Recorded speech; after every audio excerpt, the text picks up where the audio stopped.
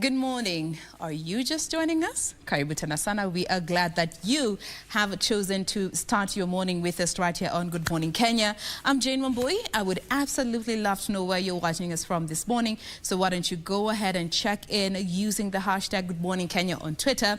Our official station handle ever remains to be at KBC Channel 1. My handle is Jane Wambui, and my colleagues, you can find them as Ray Manyara and Doreen Arange across all the socials, and we thoroughly appreciate those of you who have already started checking in. Sir Albert, good morning to you. Deno anasema, you guys look beautiful. Thank you so much. We have Kamale. Thank you so much for tuning in. Martin Nyamu, I see you. I appreciate you for contributing to today's conversation. Ruth, I also see you. Professor Gerono, one of our guests that we had in the previous week. I see Muhia Wabima. Thank you all so much for tuning in so far. We thoroughly appreciate you. But remember to also give us your location. We'd love to know which part of Kenya you are watching us from. Martins M. Kimathi, Michael Kinyanjui, Lennox Mwandaga na kuona hapa hivi ndani ya studio. Tom Mwema, thank you all so much for tuning in. Deno, I see you all. Keep talking to us. We'll be getting to your feedback in a bit. Now, getting into our family conversation for the day. A couple of weeks back, we started this conversation just trying to understand what is causing this unrest that we are seeing in our schools. Since schools resumed last year in November, there have been so many schools that have closed again as a result of unrest. Most of these, coincidentally, have been boys' schools. Looking at what we had from the previous conversation, we just looked at a few issues trying to understand what could be causing it. Now coming to solutions. That is where we want to pick up today, and we want to start by looking at issues to do with communication. Now, let's just get a dictionary definition of what communication means. Plain communication is imparting or exchanging of information by speaking, writing, or using other medium. Now, let's look at what effective communication means. Effective communication is a process of exchanging ideas, thoughts, knowledge, and information such that the purpose or intention is fulfilled in the best possible manner. There is a difference between communication and effective communication. And today, we're going to be seeing what role this has played towards this unrest and what role it can play towards ending it.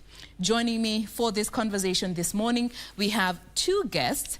I'll start with the only gent with us in studio this morning, Fred Abok. He is a mentor, a motivational speaker, as well as one of our resident guests here on Good Morning Kenya. Karibu sana, Abok. Thank you so much, Jen. Thank you for making time always to be with us.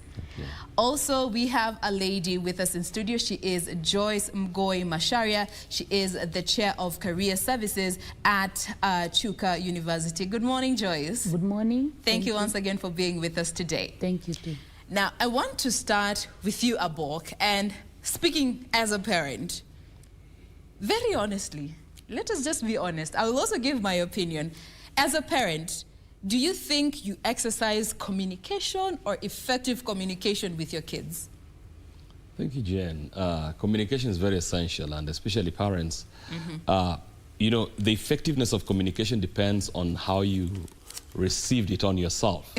Because as much as you receive is all you're able to give. Yes. So most parents, on a parent that they're doing effective communication, Yes. they are communicating. Yes. They're just communicating what needs to be communicated or what they think Yes. should be communicated, but not what necessarily should be communicated. All right. Yeah. Lakini hujanijibu bado, Abok. Do you fall among that category of most parents? All right. Being that I'm a parent, at sometimes I've fallen in it until Yes. I got to understand what effective communication is. All right. But definitely, yes. All right. Yeah. Let me come to you, Joyce, as well. Same question in terms of exercising communication and effective communication. Yeah, sometimes, yes, I communicate Yes. effectively. Yeah. And other times I may not communicate effectively because when you are communicating, there are many things that are at play. Yes. Sometimes emotions are at play. Sometimes there are many things that are at play. So there are times you may communicate and may not communicate effectively, and there are other times that you may communicate effectively. All right. So yes, in life you may communicate effectively and sometimes not effectively. All right. Yeah. Now, bringing this issue of effective communication to what we have been seeing with our children, because critics were arguing that this unrest that we are seeing with our children is as a result of how parents were with their children at home, and consequently, they're just acting out when they're coming to school. Now, bringing this conversation to the school space, do you also think when it comes to how our teachers go about handling the kids could have contributed in terms of communication to this unrest? Let me start with you, Abok. Nothing further from the truth, Jen, because most of the time that the teachers do communicate is based on reactive element. You know, reactive element has some, it's coupled up with some emotional dynamics. Yes. That ends up distorting the element of communication. You know, everyone who finds themselves in wrong is always attempting to do something right. Yes. So every other time that you react on to what their attempts are, you're actually pushing them onto the limit and letting them know what, I can actually do it further more wrong. Yes. All right. Now, I want us to start by looking at a few aspects of communication that, you know, we could use and carry along when it comes to making sure that we are better able to communicate with our kids. And let me come to you, Joyce. Let us start by looking at the issue of listening. When it comes to communication between parents and children, are we active listeners, or we just listen to respond, but not always to understand what our kids are saying? Again, it also depends on the circumstances of the situation, because sometimes, yes, parents sit down and listen, and sometimes parents don't listen because they already have a preconceived mind of what probably the child is going to say, or what is going on with the child. So they may not really listen, but they may pass information depending on what they are thinking should be done and should be in place. So it is true that parents need to learn to listen, and listen, you know, listen to the verbal and also to the non-verbal communication, because there is a lot in communication. You can communicate verbally, you can communicate non-verbally. So it's very important for parents to listen to the children, their non-verbal communication, their verbal communication, and then when they are responding, they are responding in thinking of all these things that are playing part.